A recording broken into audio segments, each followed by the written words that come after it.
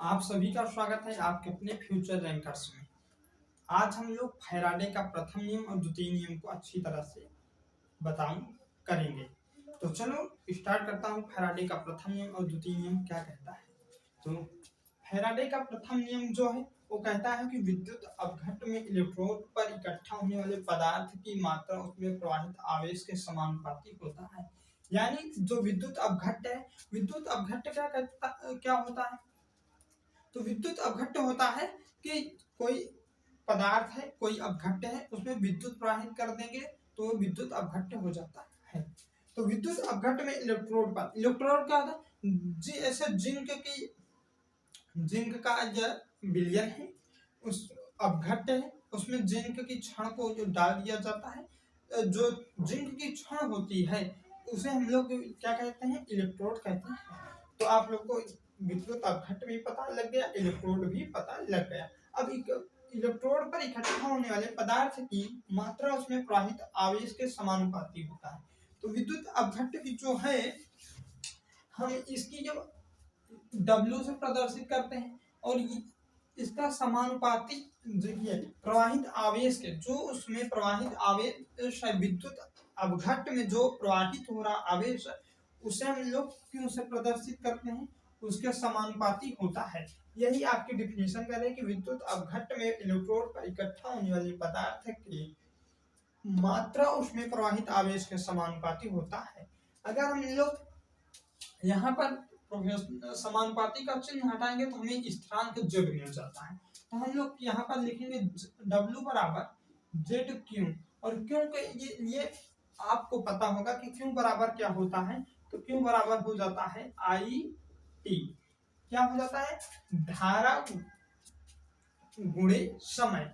आवेश बराबर क्या हो जाता है, आवेश बराबर, क्यों को आवेश कहते हैं, और आवेश बराबर हो जाता है धारा गुणे समय। क्या हो जाता है, धारा गुणे समय। तो यहाँ हमें ये W बराबर ZIT मिलेगा। Z क्या है, Z हमारा तुल्यांक है, और क्यों क्या है, आवेश है, और आवेश बराबर यह हमेशा आपको पता होगा कि धारा गुणे समय होता है। चलो पहला नियम तो हो गया। अब दूसरा नियम देखता हूँ कि फैराडे का द्वितीय नियम क्या है। तो यदि समान विद्युत आवेश को अलग अलग विद्युत अपघटनीय विलयनों में प्रवाहित किया जाए तो कोई, देखिए विद्युत अपघटनीय विलयन है, उसमें हम लोग विद्युत आवेश की समान मात्रा सब में डालता हूँ तो हमें क्या मिलेगा, इसमें फैराडे का दूसरा नियम है।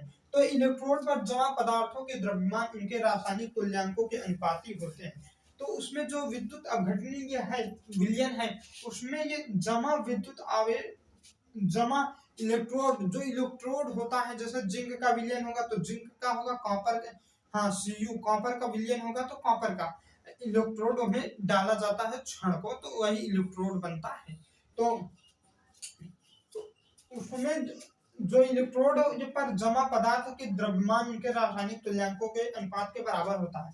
जैसे हम लोग यहाँ पर W लिया था, तो उसी तरह जो होगा M1 अपान में M2 बराबर क्या हो जाएगा, यहाँ पर इलेक्ट्रोड पर जमा पदार्थों के द्रव्यमान, यानी हम लोग कह सकता हूँ कि इसे E1 अपान E2 में प्रदर्शित कर सकता हूँ। यही कहा गया है कि उसका अनुपात हो जाता है, रासायनिक तुल्यांक जो होता है उसका अनुपात हो जाता है, M1 अपान M2 हो जाएगा, E1 अपान E2 हो जाएगा।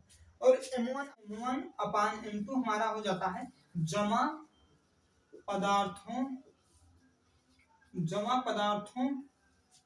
पर पदार्थों के द्रव्यमान है। जमा पदार्थों के द्रव्यमान कितना जम रहा है उसका द्रव्यमान हम M1 अपान M2 से करता हूँ। और E1 अपान E2 के यहाँ पर E1 अपान E2 है, ये क्या है, तो E1 अपान E2 जो है ये हो जाता है, क्या हो जाता है, उनके रासायनिक तुल्यांक हो जाते हैं, उनके रासायनिक तुल्यांक हो जाते हैं, रासायनिक तुल्यांक हो जाता है, तुल्यांक हो जाता है। तो आप लोग को अच्छी तरह से ये समझ में आया कि यदि समान विद्युत आवेश को अलग अलग विद्युत अपघटनीय विलयन, अगर हम लोग दो तार लिया जाए जिनमें समान विद्युत आवेश प्रवाहित हो रहा हो, विद्युत आवेश प्रवाहित हो रहा और उनको उसी विद्युत अपघटनी अलग अलग, यानी एक कॉपर का ले लिया जाए और एक जिंक का ले लिया जाए विद्युत अपघटनी विलयन। अब कॉपर वाले में आप तार को जो विद्युत आवेश जो है उसको प्रवाहित करो और वही समान विद्युत आवेश को जिंक वाले में प्रवाहित करोगे तो इलेक्ट्रोड पर जमा पदार्थों के द्रव्यमान उनके रासायनिक तुल्यांकों की अनुपात में हो जाते हैं। तो यही इसमें कहा गया है द्वितीय नियम में। और पहले वाले नियम में कहा गया है कि इलेक्ट्रोड पर इकट्ठा होने वाले पदार्थों की जो मात्रा उसमें प्रवाहित आवेश के समानुपाती होता है। तो आप लोग को फैराडे का प्रथम नियम और द्वितीय नियम अच्छी तरीके से समझ में आया है। वीडियो को लाइक करिए, दोस्तों में शेयर करिए और कमेंट में बताइए कैसा लगा। तो मिलता हूँ नेक्स्ट वीडियो में, तब तक के लिए धन्यवाद साथियों।